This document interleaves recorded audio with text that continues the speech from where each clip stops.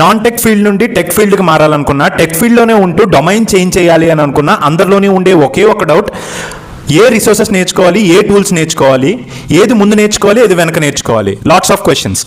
Exactly 3 years back one of the which కంపెనీస్లో DevOps ఇంజనీర్గా work చేస్తున్న నేను కూడా ఇదే పొజిషన్లో ఉండేవాడిని. అప్పుడు నాకు దొరికిన ఒకే ఒక రిసోర్స్ roadmap.sh.